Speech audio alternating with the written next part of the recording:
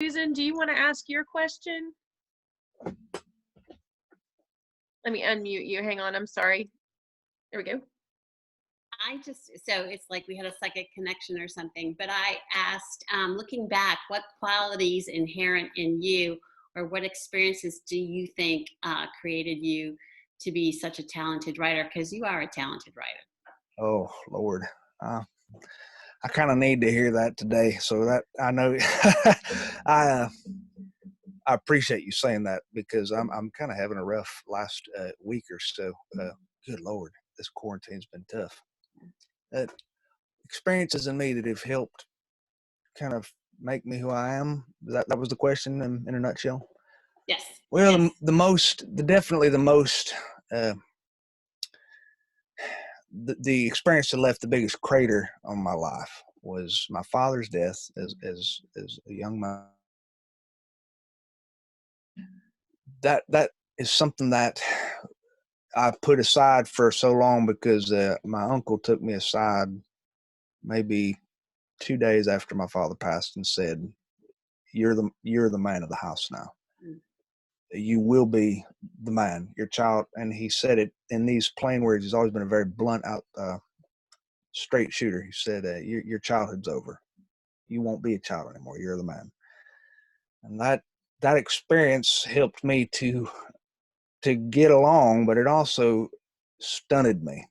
And I pushed aside every true feeling I had about my father's death, every introspective feeling I had about my father's death. I pushed everything aside and did not really grieve at all until I was a grown man, which was, it had already shown up in all sorts of crazy thought patterns. So that experience was probably the first majorly formative experience of at least how I approach life, because it stripped me of my confidence.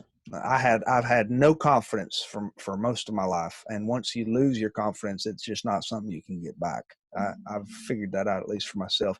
There's no magic potion you can't just undo.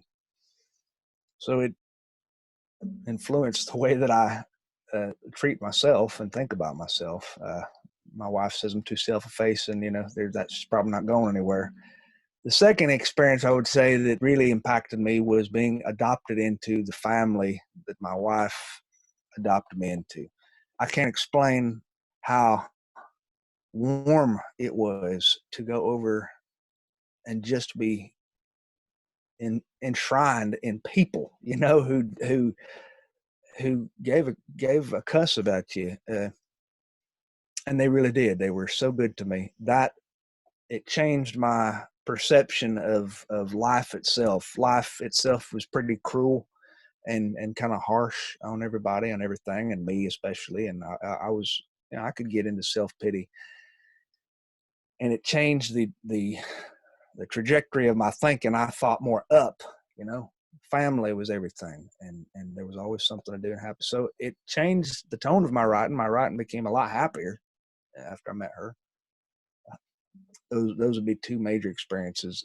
Any other experiences that helped form as a writer? I'm not sure. I'm at college, being the dropout that I was, dropped out at 7th grade.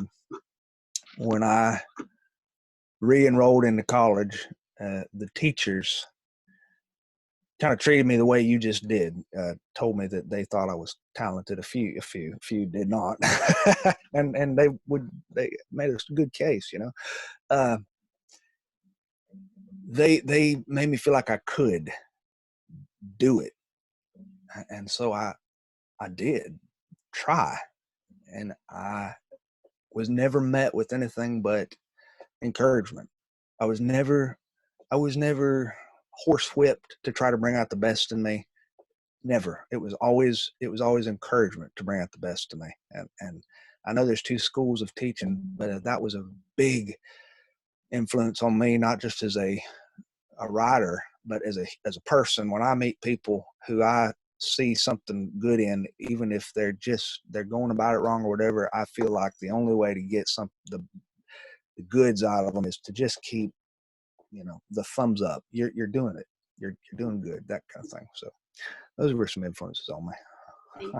But I appreciate you telling me I'm good writer. Discussion of Glory Road by Lauren Denton, who will also be joining us. Thank you. Bye, everybody.